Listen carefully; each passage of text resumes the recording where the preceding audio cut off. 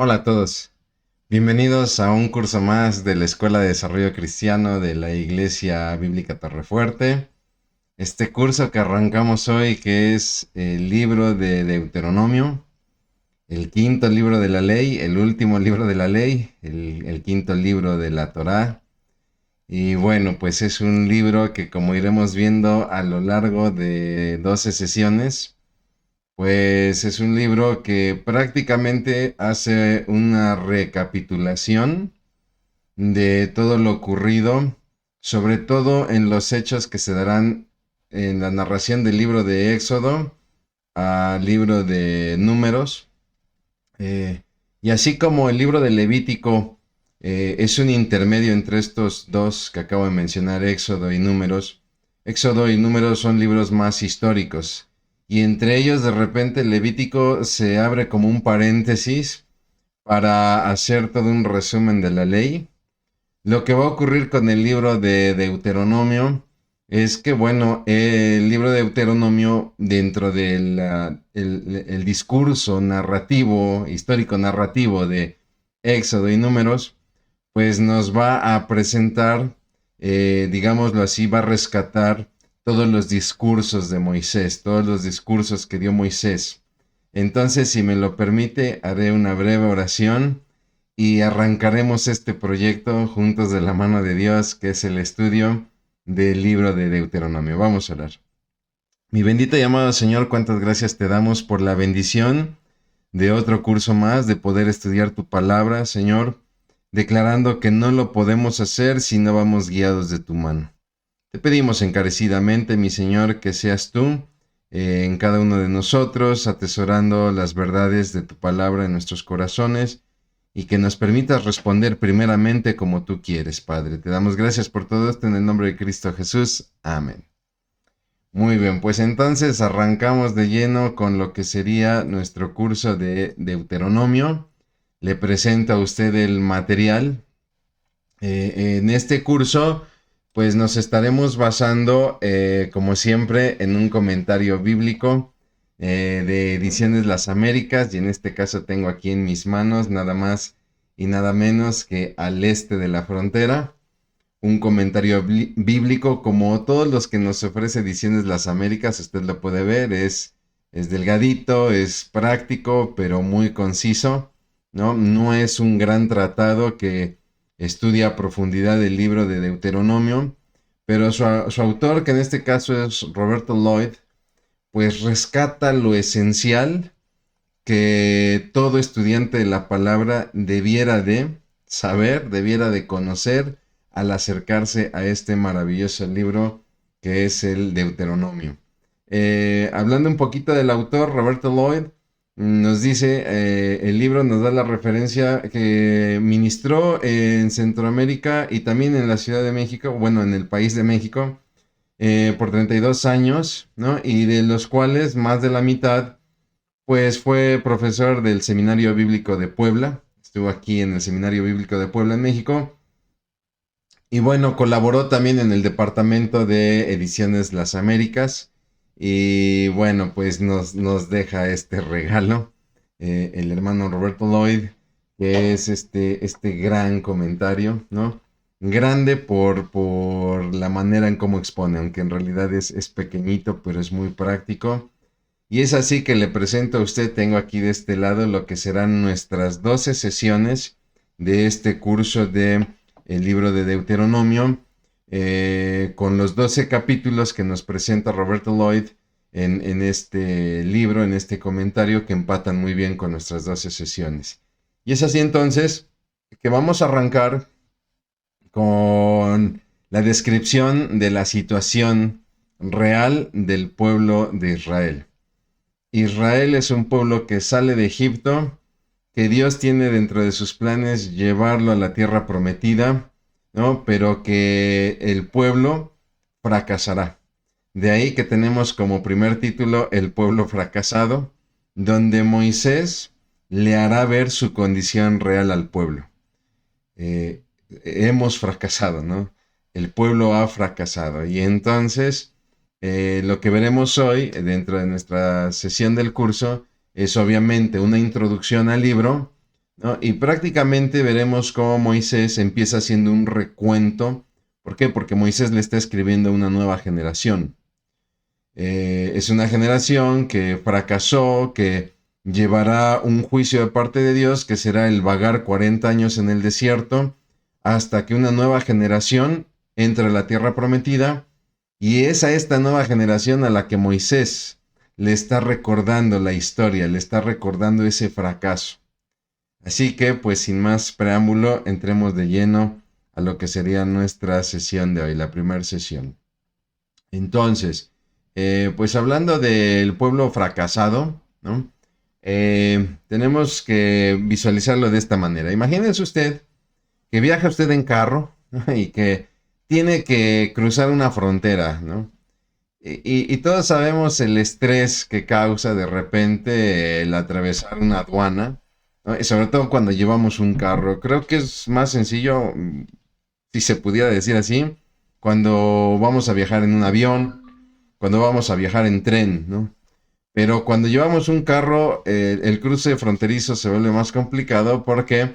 Porque no solamente tenemos que justificar nuestra presencia en ese país, sino también por la posesión que llevamos, que en este caso es nuestro carro, ¿no? Y estresa porque no sabemos qué va a suceder en este puesto aduanero, con qué personas nos vamos a topar, en qué humor van a estar, etcétera, ¿no? Pero una vez que logramos cruzar esa frontera, una vez que logramos atravesar esa aduana, pues obviamente viene este sentimiento de alivio, ¿no? ¿Por qué? Porque lo hemos logrado. Bueno, tomemos en cuenta que Israel viaja de Egipto a la tierra prometida y el pueblo debía cruzar fronteras, ¿no? La más marcada pues es cruzar el río Jordán. Israel sabía que pasando el Jordán, ¿no? Pues las cosas serían difíciles. En realidad vivían bajo esta expectativa, ¿no? De qué sucederá. No sabemos qué va a suceder atravesando el Jordán, ¿no? Entonces el ejemplo que le propongo, ¿no? De cruzar una frontera, una aduana, nos ilustra un poco el corazón de Israel, ¿no? De esta expectativa a atravesar el Jordán y entrar a la tierra prometida. Es así que Deuteronomio entonces pues va a registrar los acontecimientos que se darán del pueblo en esta frontera entre el desierto y la tierra prometida, que es lo que conocemos como la región de la Transjordania, para entrar a la región de Canaán. Es así que, bueno, pues tenemos que entender un poquito la situación histórica.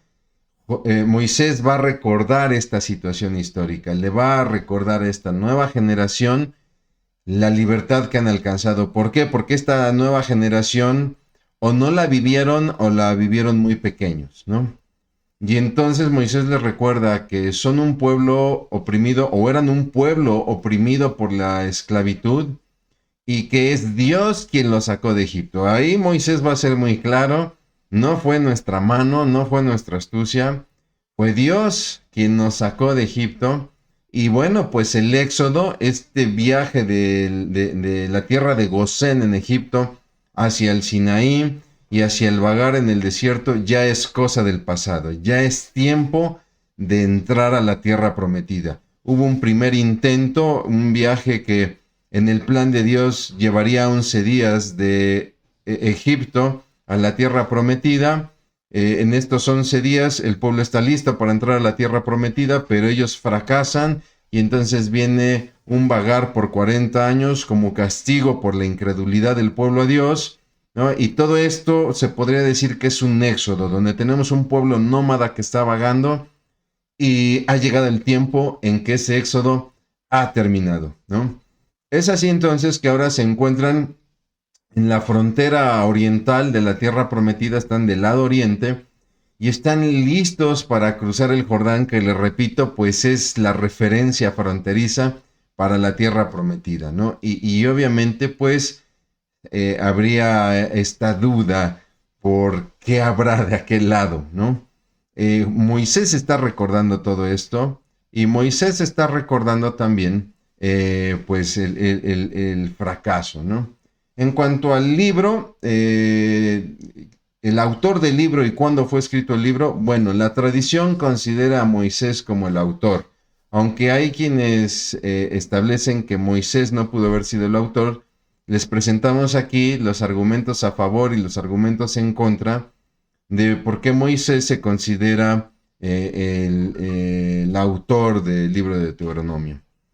Los argumentos en contra nos dicen que Moisés no pudo haber escrito, por ejemplo, acerca de su muerte, ni de sucesos posteriores en los cuales, pues, él ya había muerto, ¿no?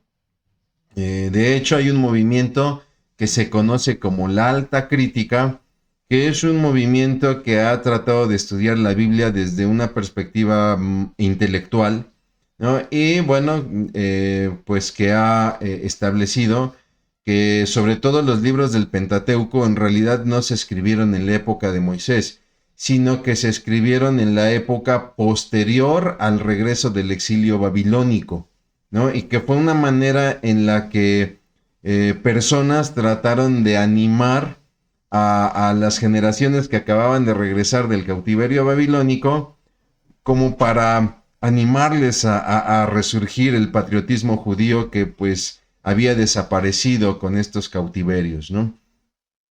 Pero el problema de la alta crítica, aunque suena muy interesante su postura, el problema de la alta crítica es que toman, por ejemplo, los asuntos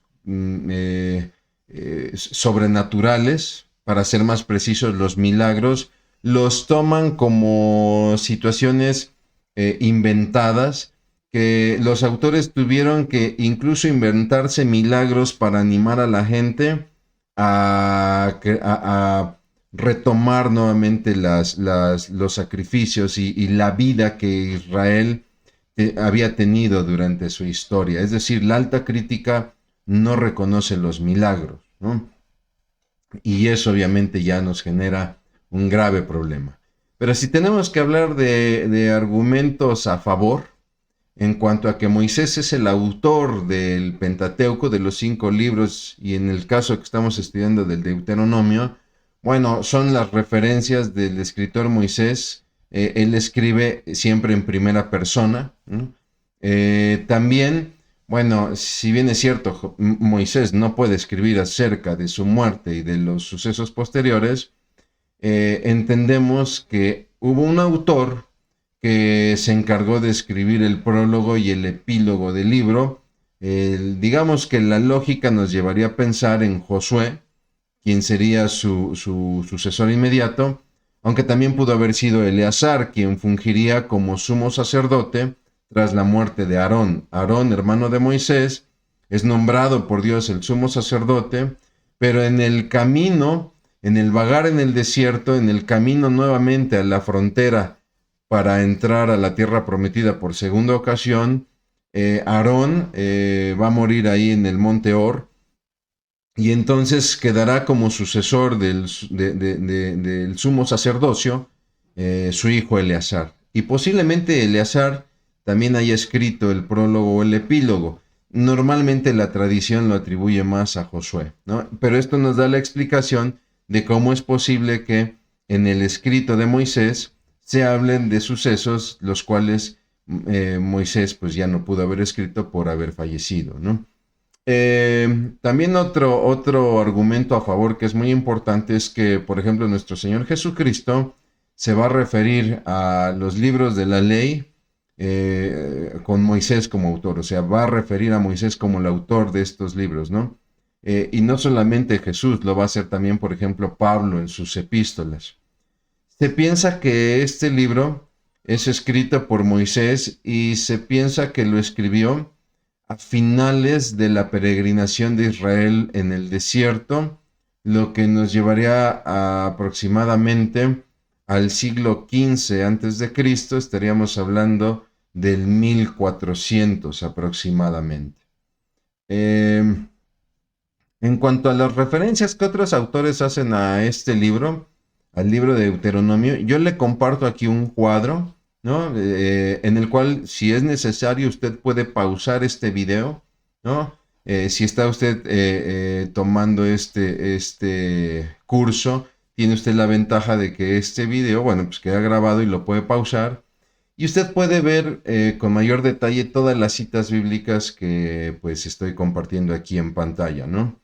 Donde tenemos a autores o a testigos, ¿no? Personas que están dando testimonio de Moisés como el autor del libro de Deuteronomio. Le pongo este ejemplo. Tenemos a nuestro Señor Jesucristo, donde habla de Moisés como el autor de Deuteronomio, y lo podemos encontrar, por ejemplo, en el Evangelio de Mateo, Mateo 19, Mateo 22 y también en el Evangelio de Juan, ¿no?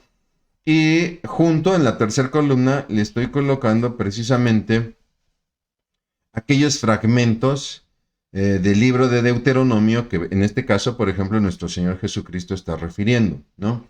Es decir, en Mateo 19, Jesús menciona a Moisés como autor de Deuteronomio y empieza a citar los primeros 4 versículos de Deuteronomio 24, ¿no?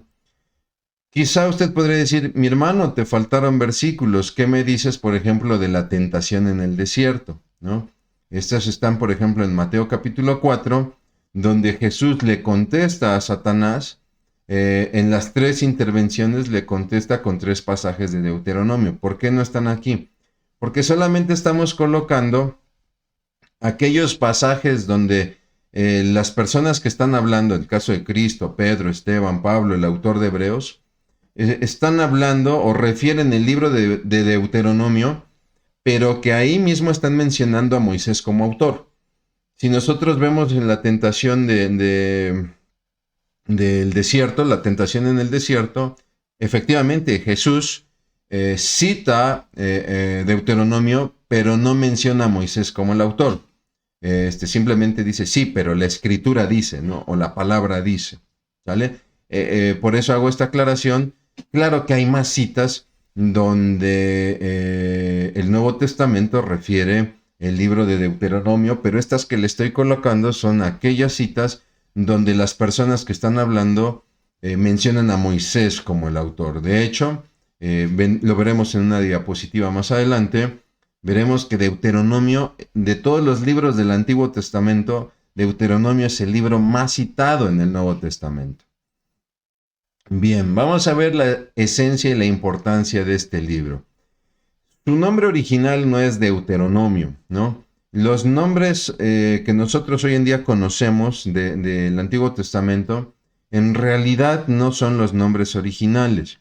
Los judíos tenían por costumbre nombrar a los libros, a los escritos, por las primeras palabras con las que inicia un libro, ¿no? Por ejemplo, Deuteronomio empieza con, estas son las palabras que Moisés habló, ¿no? Entonces, los judíos toman esta parte, este vocablo de, estas son las palabras, y eso lo utilizan como nombre del libro, que en este caso en hebreo es Ele Hadebarim, ¿no? Ele Hadebarim significa, estas son las palabras. Sin embargo, cuando viene la traducción del hebreo al griego, del hebreo del Antiguo Testamento al griego, hecho por estos 72 ancianos que nos dice la historia, conocidos, es una traducción conocida como la Septuaginta, ¿no? Ellos cambian este nombre, ¿no? De Ele Hadebarim, de estas son las palabras, cambian el nombre por Deuteronomio, ¿no? Sin embargo, tenemos que estar conscientes que en realidad también se da ahí una malinterpretación de esta traducción, ¿no? Deuteronomio es un término que se dará también en el latín, que es deuterus, ¿no? Que es segundo, es la manera de numerar de manera ordinal, primero, segundo, tercero, cuarto. En el latín sería protus, deuterus, tritus, tetrardus. Usted disculpará mi latín, ¿no? Protus primero, deuterus segundo, entonces es deuterus segundo, y nomos, que significa ley, deuterus nomus, ¿no? O deuteronomio en el latín. El asunto aquí es que cuando se hace la traducción, por ejemplo, de la Vulgata latina, que si no me equivoco, es hecha le iba a decir el rey Jacobo, pero no, esa sería la King James. Es por Jerónimo, por San Jerónimo, considerado padre de la iglesia, ¿no? Él es el que hace la traducción de la Vulgata Latina. Ellos en realidad van a hacer una mala interpretación de la traducción de la Septuaginta en Deuteronomio 17:18, donde nos dice que se presenta una copia de esta ley. Pero ellos traducen, cuando están traduciendo el griego, ellos traducen esta segunda ley, ¿no? Y bueno, tenemos que tener presente que aquí Moisés no está dictando una segunda ley, está exponiendo la ley que ya existía, simplemente la está compartiendo a una nueva generación, ¿no? Por lo tanto, tenemos que entender, como lo decía yo al inicio, que Deuteronomio es un libro que se encarga de rescatar todos los discursos que Moisés había dado al pueblo desde el Sinaí, ¿no?, a una nueva generación, pero no está exponiendo una segunda ley o una nueva ley. Durante el reinado de Josías y en los tiempos de Nehemías, por ejemplo, Deuteronomio va a tener un papel clave. ¿Por qué? Porque va a provocar un avivamiento. Josías, recuerda ustedes, este rey que será rey de Israel muy joven, a los 8 años de edad, y que dentro de una de sus órdenes pues será el mandar a reconstruir el templo, y cuando están reconstruyendo el templo, en un hueco que hay en una de las columnas se encuentran una copia de la ley. Y cuando ellos leen la copia de la ley, ellos descubren que su situación es producto de un pecado, ¿no?, de haber abandonado al Señor, y entonces Josías organiza lo que será pues una reforma, llamémoslo así porque es así, es una reforma religiosa para volver a los caminos del Señor. De hecho, se va a ayudar de un profeta de nombre Sofonías, ¿no? Y esto también va a suceder más tarde, cuando al regresar del cautiverio babilónico, Nehemías, que es el encargado de reconstruir los muros del templo, ya se había hecho la reconstrucción del templo por parte de Esdras, y Nehemías es el encargado de reconstruir los muros de la ciudad. Le había yo dicho del templo, no, perdón, los muros de la ciudad. Se basarán en el libro de Deuteronomio para volver a tener también este avivamiento, ¿no? Note usted la importancia de este libro, ¿no? Le repito, Jesús lo va a usar para repeler la tentación en el desierto a Satanás, y como le decía, pues estamos hablando nada más y nada menos del libro más citado del Antiguo Testamento por autores del Nuevo Testamento. Bien, hablemos del propósito y el tema central del libro. Recuerde usted, en cuanto a la situación histórica, cuando se está escribiendo Deuteronomio es porque el pueblo ya se encuentra en la frontera oriental de la tierra prometida, y entonces Moisés lo que está buscando es preparar al pueblo para entrar a esta tierra prometida. Y entonces el propósito de Moisés es hacerle ver al pueblo las bendiciones que tendrá si obedece la ley, pero también le hará ver las maldiciones que pueden sobrevenirles si desobedecen la ley. Es básicamente este cierre que se da. Le puse en el último punto de esta diapositiva esta enseñanza clímax que se da en los capítulos 28 o 29, parte del 30, donde viene toda una lista de bendiciones si el pueblo obedece la ley, y una lista de maldiciones si el pueblo desobedece la ley. Esto es algo que muchos estudiosos han denominado como la ley deuteronómica, ¿no? Es decir, cuando tú obedeces al Señor tendrás estas bendiciones, si tú desobedeces al Señor tendrás estas maldiciones, porque así lo establece la ley deuteronómica, ¿no? Esto tenemos que entenderlo muy bien, mi hermano, esto tenemos que atesorarlo muy bien, porque esto será el pensamiento judío que va a reinar por muchos, muchos años. El judío va a entender que si yo cumplo la ley, tendré bendición, pero si yo no cumplo la ley, tendré maldición. Uno diría, claro, tiene lógica, es correcto. Pero esto nos permite entender por qué en un futuro la gente se volverá muy cuadrada con respecto a la ley, muy legalista, y entonces, si me permite el término, va a exagerar en esta observación de la ley, y es por eso que cuando Jesús viene a esta tierra, se encuentra con hombres como los fariseos, que piensan que son justos porque cumplen la ley a cabalidad, cuando en realidad lo que cumplen son tradiciones, mandamientos de hombres, ¿no? Nosotros, de repente, cuando leemos los evangelios y vemos la dureza de los fariseos y este orgullo, esta soberbia de que se creían justos, para nosotros eso es hasta como absurdo, ¿no? Es que cómo es posible que estos cuates no se den cuenta de lo mal que estaban. Bueno, sin ánimo de justificarles, porque no tenían justificación, sí podemos entenderles. Es que por muchas generaciones los hebreos, los judíos, crecieron con la perspectiva de la ley deuteronómica. Si obedeces la ley, tendrás bendiciones. Si desobedeces la ley, tendrás maldiciones. Y tome en cuenta que el judío en el Antiguo Testamento entendía, en base a esta ley deuteronómica, que entonces la bendición o la maldición se daban en esta vida. Y que cuando ellos morían, sabían que había una vida eterna, pero que la bendición y la maldición se vivía en esta vida.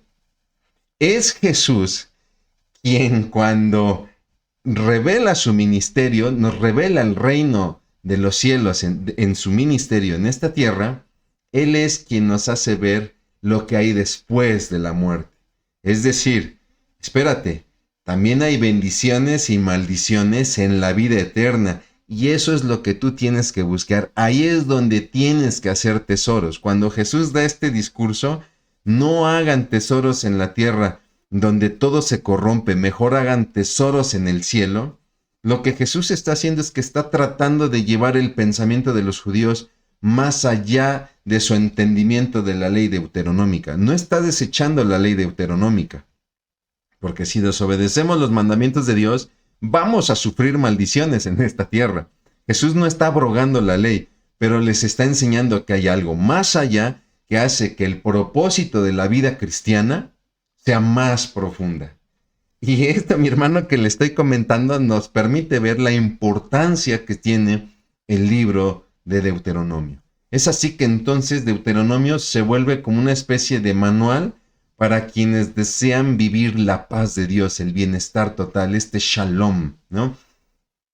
El tema central del libro de Deuteronomio, pues radica en el título divino que presenta varias veces en su contenido, ¿no? Y este es Jehová Dios, ¿no? Jehová Elohim.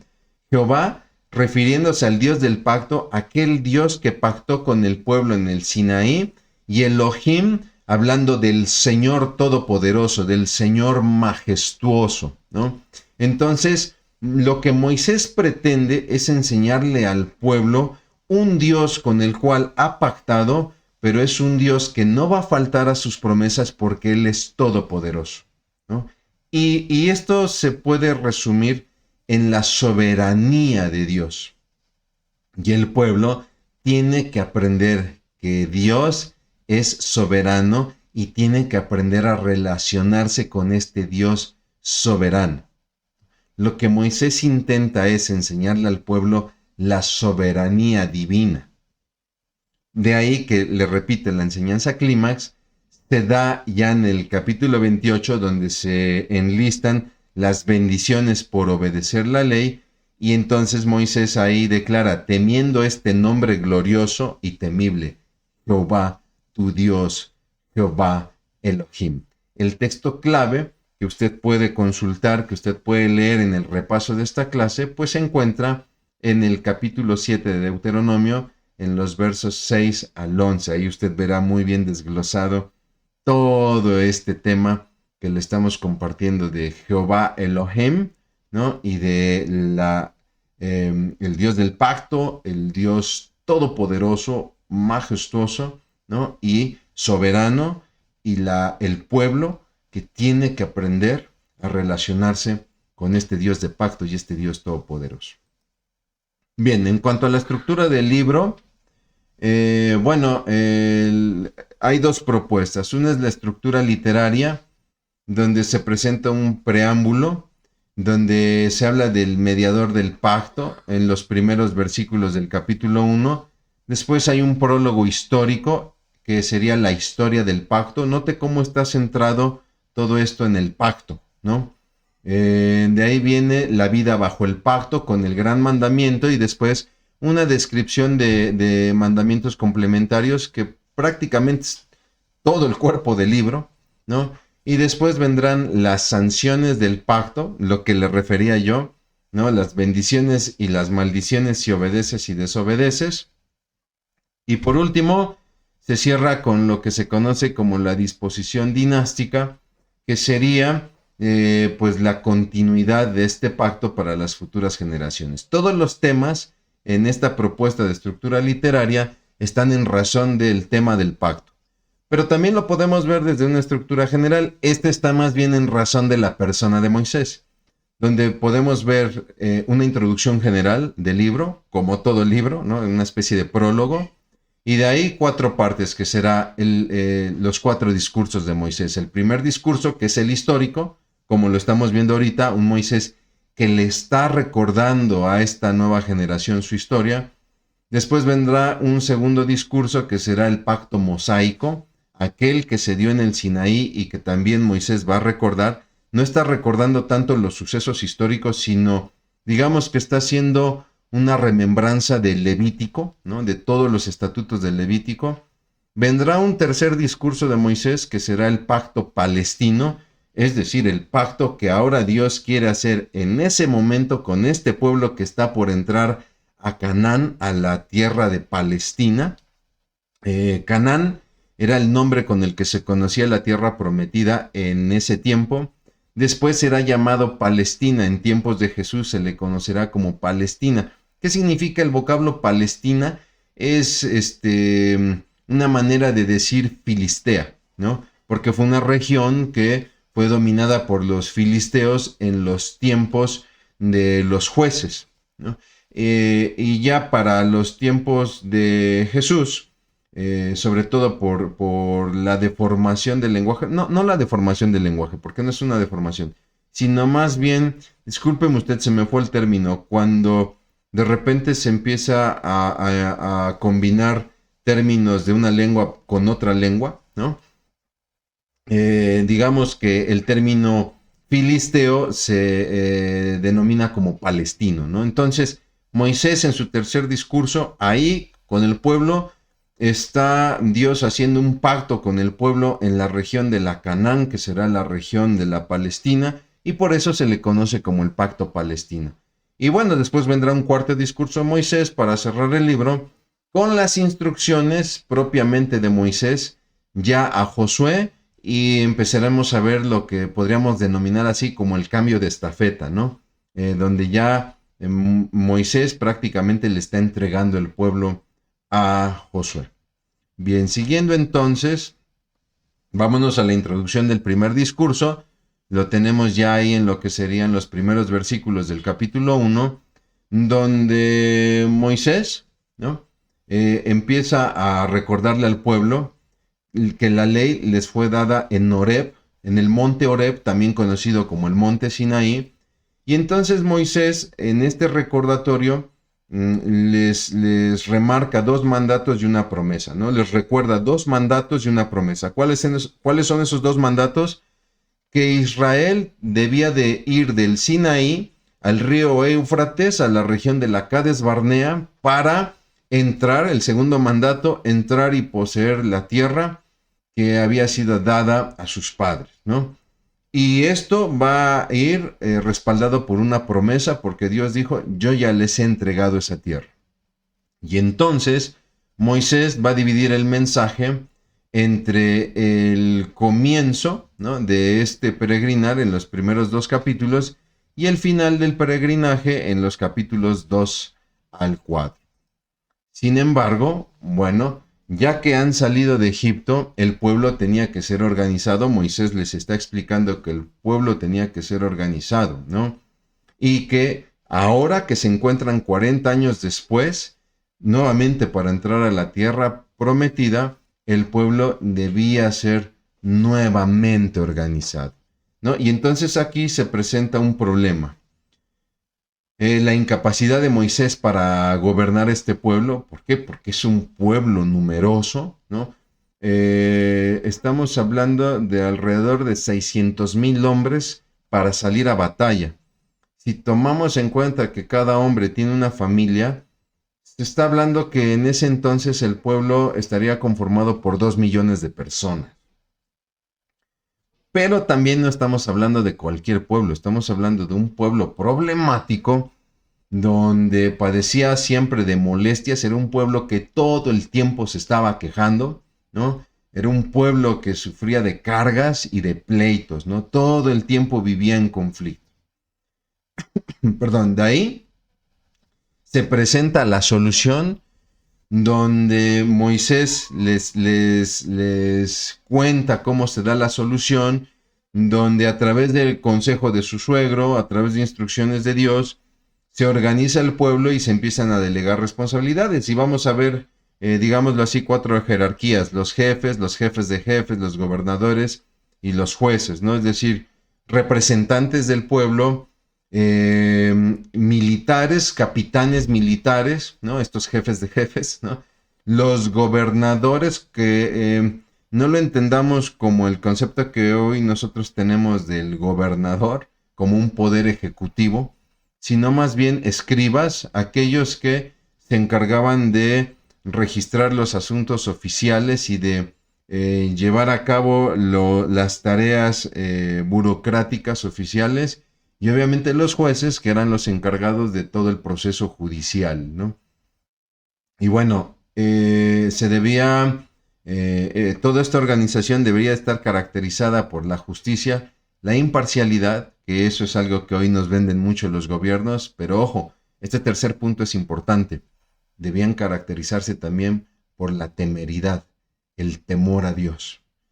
Qué diferentes serían muchos gobiernos si caminaran en el temor de Dios. Los requisitos para todos estos jefes, capitanes, gobernadores y jueces era que tuvieran sabiduría, que tuvieran discernimiento, y también una buena reputación. Esto nos tiene que enseñar que cuando nosotros busquemos líderes para nuestros trabajos, para los hogares y sobre todo también para los ministerios en nuestras iglesias, deben ser personas sabias, personas que sepan discernir las cosas y personas que gocen de buena reputación. Bien, siguiendo adelante, Moisés va a narrar pues lo que será el fracaso en la región de Cades Barnea, donde pues le exhorta al pueblo a tener una actitud correcta y no repetir lo que sucedió 40 años atrás, ¿no? Cades Barnea es el último pueblo antes de entrar a la región sur, ¿no? ¿Por qué? Porque viene Cades Barnea y de ahí lo que sigue es simplemente caminar por tierras, cruzar el mar y de ahí toparse con el siguiente pueblo, que si hablamos del pueblo más importante tendríamos que hablar de Jericó. Obviamente en el camino había bandadas de otras naciones que trataban de reclamar estas tierras, por eso es que de repente en este camino tendrán que enfrentarse a madianitas, tendrán que enfrentarse a cananitas, tendrán que enfrentarse a amorreos, ¿no? Moisés les recuerda lo que pasó 40 años atrás. El pueblo sale del Sinaí, sale de Horeb, llegan en 11 días a Cades Barnea y entonces envían a 2 espías, ¿no? Deuteronomio dice que el pueblo envía a 2 espías.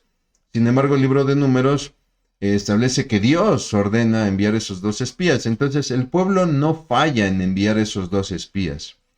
Donde falla el pueblo es que el pueblo toma una decisión basada en el reporte de los 2 espías.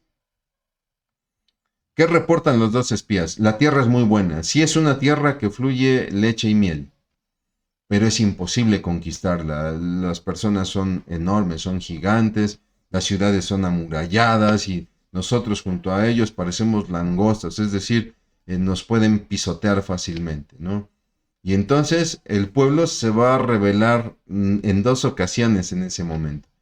Primero va a decidir no seguir adelante, pese a que la instrucción era que subieran a poseer la tierra. Esa era la instrucción por parte de Dios.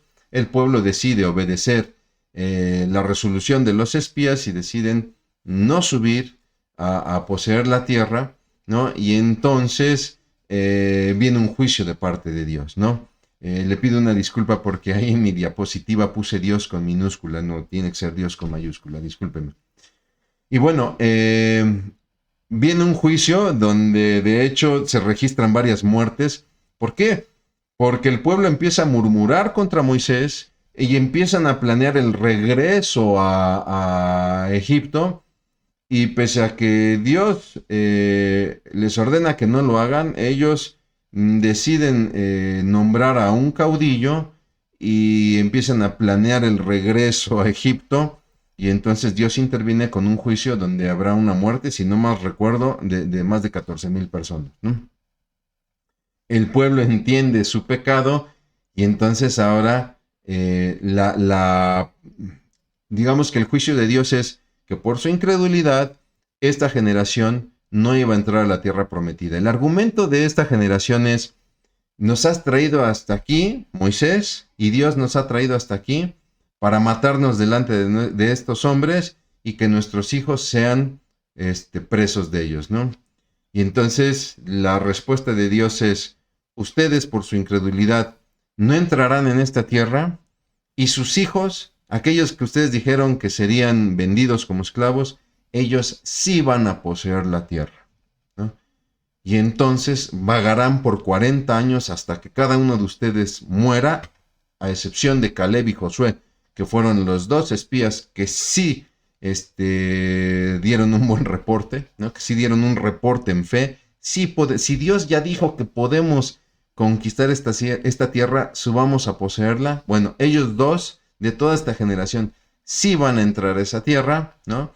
Vamos, ni siquiera Aarón y Moisés entrarían por el suceso que se dio ahí en la peña de Horeb, en las aguas de Meriba, ¿no? Entonces, pues la determinación de Dios es que vagarán en el desierto hasta que muera esa generación y entren los hijos. Y viene la segunda desobediencia, porque nos dice entonces que el pueblo se organiza: ok, pues vamos a subir y a tomar la tierra prometida, y entonces sufrirán una derrota también con una gran matanza por parte de sus enemigos, ¿no? Como usted puede ver, pues un pueblo muy contreras, ¿no? Bueno, pues Moisés describe esta rebelión del pueblo donde menciona 4 acciones, ¿no? No quisieron, simplemente no tuvieron la voluntad, fueron rebeldes, murmuraron y no creyeron. Y todavía Moisés les dio 3 razones al pueblo para subir a poseer la tierra prometida, ¿no? Miren, el Señor va a pelear por ustedes como guerrero, los va a proteger como padre y los va a guiar como pastor, ¿no? El problema del pueblo es que simplemente no confiaron en Dios, confiaron más en ellos mismos y fueron altivos, fueron soberbios, ¿no?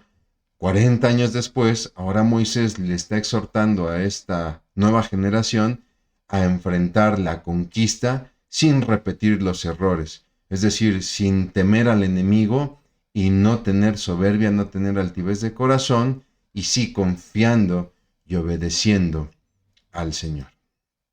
Y bueno, mi hermano, mi hermana, pues para terminar nuestra sesión de hoy, como siempre, unas preguntas para reflexionar. ¿Vivimos conscientes del pacto de un Dios majestuoso y poderoso en nuestras vidas? Es decir, usted y yo vivimos nuestro cristianismo conscientes de que hay un Dios que ha hecho un nuevo pacto, el cual estableció nuestro Señor Jesucristo en esa última cena de la Pascua, ¿no? Donde a través de su sangre hemos sido redimidos. Dios es fiel a su pacto, pero también es Elohim, es Dios todopoderoso. ¿Sí vivimos conscientes de eso o vivimos un cristianismo mirando más a las circunstancias a nuestro alrededor que confiando en este Dios del pacto y en este Dios todopoderoso? ¿Reconoce usted la necesidad de delegar a otros o pretende atender usted todas las cosas en su vida, ¿no? Porque Moisés narra de una manera muy interesante en este pasaje que hemos estudiado cómo le fue muy difícil llevar a todo el pueblo, ¿no? Y cómo él tendrá que obedecer al consejo de Jetro, su suegro, y a la dirección de Dios para nombrar jefes de jefes, gobernadores, etcétera, ¿no? Y muchas veces usted y yo cometemos el error en nuestra vida de tratar de resolverlo todo. Tratamos de resolver la vida de nuestros hijos, tratamos de resolver los problemas en nuestro hogar, tratamos de resolver los problemas en la iglesia y muchas veces no queremos entender que somos rebasados y que dependemos de Dios, ¿no? Y en su vida, ¿qué tanto confía y obedece a Dios en todo? Porque el pueblo no entró a la tierra prometida en la primera ocasión porque no confió en Dios y le desobedeció. Y esa es la gran enseñanza que viene desde el libro de Números y que se está dando nuevamente en el inicio del libro de Deuteronomio. Mi hermano, mi hermana, pues yo le agradezco mucho que me haya acompañado en esta, la primera sesión de nuestro estudio del libro de Deuteronomio. Le pido que esté usted repasando, sobre todo todas estas citas que dimos en cuanto a las referencias del libro y al tema central del libro. Y bueno, pues simplemente me resta hacer una breve oración para dar gracias a Dios por esta sesión y si Dios lo permite, nos veremos en la próxima sesión, la número 2. Vamos a orar. Bendito Padre, cuántas gracias te damos por la bendición, Señor, de escudriñar tu palabra, Dios, y acceder a ella. Mi Señor Padre, te pedimos que seas tú en nuestros corazones, Padre, haciéndonos confiados y obedientes en ti plenamente. Señor, es un reto y no es fácil, Padre, porque las circunstancias siempre están ante nuestros ojos y nos quieren hacer dudar. Pero tú eres Jehová, el que es, el Dios del pacto, y tú eres Elohim, tú eres el Señor Todopoderoso. Y en eso queremos confiar y es a ti a quien queremos obedecer. Padre, caminamos esto en fe en el nombre de Cristo Jesús. Amén. Muchas gracias, mi hermano. Que Dios le bendiga.